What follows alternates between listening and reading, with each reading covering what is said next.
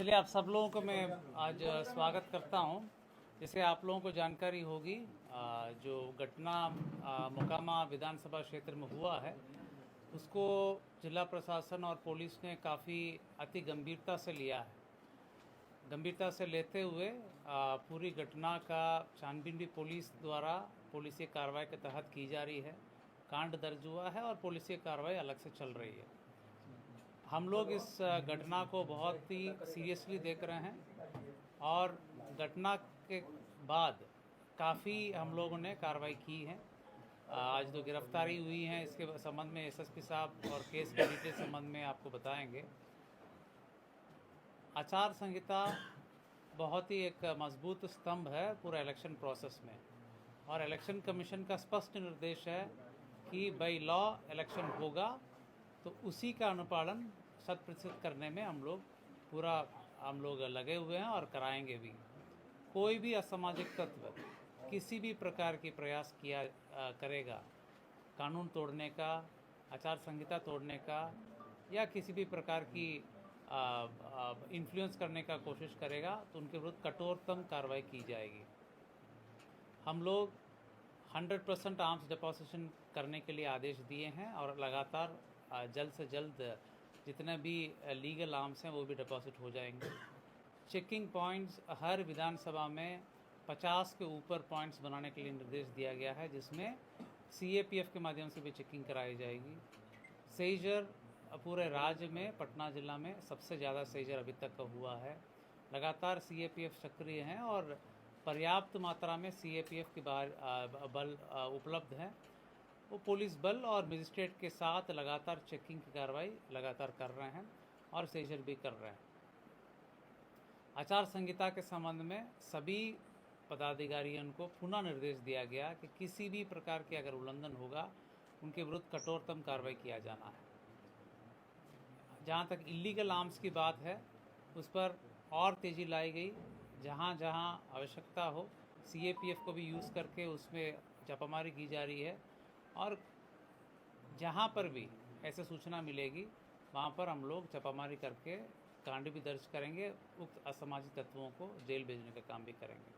कहने का मतलब इलेक्शन कमीशन द्वारा दिए गए निर्देश पूरे लॉ और कानून को फॉलो करके इलेक्शन की प्रोसेस संपन्न होगा, वो बिल्कुल होगा, उसको पालन कराया जाएगा।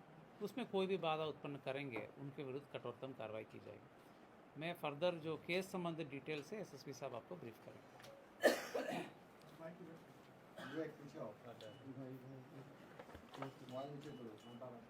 आप लोग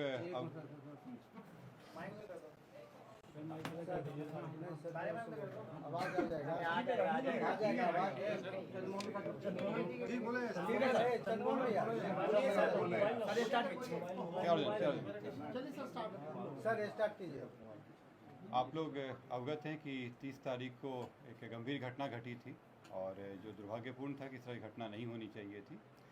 इस घटना में जो तारतर गांव है उसके समीप में दो पक्षों जो वहाँ प्रत्याशी थे वो उन दोनों के काफिला आ रहा था और उन दोनों के बीच पक्षों में झड़प हुई और झड़प में पथराव हुआ, लोग घायल हुए और उसके बाद एक शव बरामद हुआ। उसमें जो दुलार चंद यादव हैं जो 75 वर्ष के रहने वाले हैं, उसी गांव के पास के रहने वाले हैं, उनका पूर्व में भी आपराधिक इतिहास रहा है, उनका शव बरामद किया गया। उसके बाद वहाँ पे दोनों पक्षों के द्वारा कांड दर्ज कराया गया। कांड दर्ज होने के बाद अनुसंधान प्रारंभ किया गया। पुलिस घटना की सूचना मिलते ही तुरंत पहुंची थी वहाँ पे और वहाँ से साक्ष्य भी इकट्ठे किए गए। घटनास्थल से कई जगह के फुटेज भी प्राप्त हुए, जिससे क्या घटना हुई है उसके बारे में कई जानकारियाँ मिली। लोगों के गवाह भी सामने आए और उनकी गवाही भी ली गई। साथ ही कल मृतक का पोस्टमार्टम कराया गया, उससे भी हम लोगों को अहम सुराग मिले। जो अभी तक के अनुसंधान में आया उसमें उससे प्रतीत हुआ कि ये जो घटना हुई है ये आदर्श संहिता का उल्लंघन भी हुआ है। इसमें ये एक गंभीर मामला भी था। हम लोग इलेक्शन कमीशन के द्वारा निर्देशित भी किया गया था कि शांतिपूर्ण ढंग से इलेक्शन होना चाहिए, और इसमें जब अनुसंधान किया गया तो पाया गया कि जो प्रत्याशी हैं वो वहाँ पे मौजूद थे, उनके सामने में घटनाएं हुई हैं और जो कांड के मुख्य अभियुक्त भी हैं अनंत सिंह, उनकी आज गिरफ्तारी बेड़ना गांव से किया गया है। इसमें हम लोग को जो जानकारी प्राप्त हुई थी, इनके 2 सहयोगी भी इनके साथ में थे जो उस घटना स्थल पर भी थे और उनकी भी गिरफ्तारी की गई है। ये 2 व्यक्ति हैं मणिकांत ठाकुर जो नदवा गांव के रहने वाले हैं और दूसरा रंजीत राम जो लदमा गांव के रहने वाले हैं। इस पूरे मामले में 3 लोगों की गिरफ्तारी हुई है। जो प्रत्याशी हैं अनंत सिंह, उनकी गिरफ्तारी हुई है। दूसरा मणिकांत ठाकुर जो नदवा गांव के रहने वाले हैं, बाढ़ थाना अंतर्गत। दूसरे रंजीत राम जो लदमा गांव के रहने वाले हैं। ये लोग भी उस घटना स्थल पर थे मौजूद। इन तीनों की गिरफ्तारी की गई है। इन तीनों को आगे मजिस्ट्रेट के सामने प्रस्तुत कराया जाएगा और आगे विधि सम्मत कार्रवाई की जाएगी। किस आरोप में गिरफ्तार किया? बात जानना चाहते हैं कि पोस्टमार्टम रिपोर्ट में गोली लगने की बात हुई थी। कौन सा आर्म यूज किया गया? आप लोगों को ये पता लगा गोली चली है तो कौन से बंदूक से चली है? इसमें जो पोस्टमार्टम रिपोर्ट आया है उस रिपोर्ट में दिया गया है कि उनके जो मृत्यु का कारण बताया गया है उसमें बताया गया है कि जो शॉक लगा है उनको हार्ड और ब्लंट सब्सटेंस के साथ, जो उनके हृदय और फेफड़ों में जो चोट आई है। इसके अतिरिक्त उनके पाँव में गोली का भी आया है कि उनको गोली मारी गई है। इस दोनों चीज़ों से स्पष्ट होता है कि ये हत्या का मामला है और चूँकि घटनास्थल पे कई लोग मौजूद थे, वहाँ के लोगों के बयान वगैरह से ये स्पष्ट हो रहा है, तो इस कारण इसमें गिरफ्तारी। गोली बरामद हुई? नहीं, इसमें गोली बरामद नहीं हुई है क्योंकि इसमें जो मृतक के पोस्टमार्टम में पता चला कि एंट्री वुंड भी था और एग्जिट वुंड भी था। दोनों तरफ से हमला हुआ है। दोनों तरफ से जो आरोप लगे हैं, दूसरे पक्ष में गिरफ्तारी हुई क्या? दूसरे पक्ष में कोई गिरफ्तारी हुई? दूसरे पक्ष में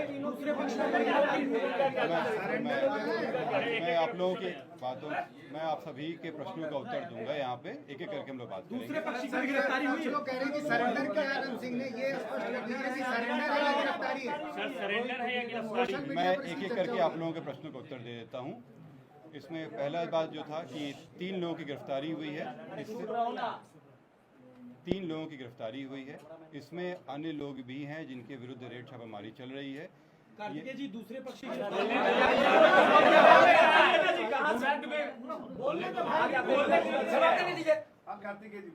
उधर से आके चिल्ला।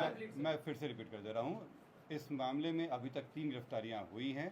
इसमें अन्य लोग भी हैं जिनकी गिरफ्तारियों के लिए रेड छापामारी चल रही है। जल्द ही उनको भी गिरफ्तार किया जाएगा। इसमें अनुसंधान जो CID के द्वारा भी शुरू किया गया है। CID की एक टीम भी बनाई गई है जो इस पूरे मामले पे अनुसंधान साथ में करते रहेगी और हम लोगों को सहयोग भी देगी। जो अग्रतर अनुसंधान में आएगा उससे भी आप लोग को अवगत कराया जाएगा। जो आप लोग द्वारा प्रश्न किया गया था कि दूसरे पक्ष पे क्या कार्रवाई हुई, तो आप लोगों को अवगत करा दें कि इसमें इस पूरे घटनाक्रम में कई चीज़ें हुई हैं।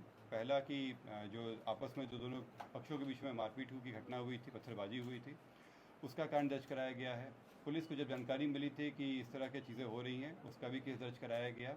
इसके अतिरिक्त जो गाड़ियों का काफिला था उस आदर्श आचार संहिता का उल्लंघन था, उसका भी कारण दर्ज कराया गया है। कल जब पोस्टमार्टम के लिए ले जाया जा रहा था तो वहाँ पे भी कुछ शरारती तत्वों के द्वारा पुलिस के साथ भिड़ंत हुई थी, उसका भी कांड दर्ज कराया गया है। इन सभी कांडों में कल रात में कई जगहों पर रेड छापामारी करके कई लोगों को गिरफ्तार किया गया। इसमें दोनों पक्ष के लोग शामिल हैं। इसमें जो पुलिस के साथ हाथापाई हुई या तोड़फोड़ हुई या आपस में मारपीट हुआ, उन मामलों में गिरफ्तारियाँ हुई थी। ये हत्या के मामले में आज ये गिरफ्तारी 3 हुई है। सरेंडर किया है सर या गिरफ्तारी हुई? कहाँ से गिरफ्तारी हुई? जैसे मैंने स्पष्ट कहा है कि ये 3 गिरफ्तारी हुई है। इससे स्पष्ट है कि सरेंडर नहीं है, गिरफ्तारी है। और ये बेरना गांव जो बाढ़ के अंतर्गत आता है, वहाँ से गिरफ्तारी की गई।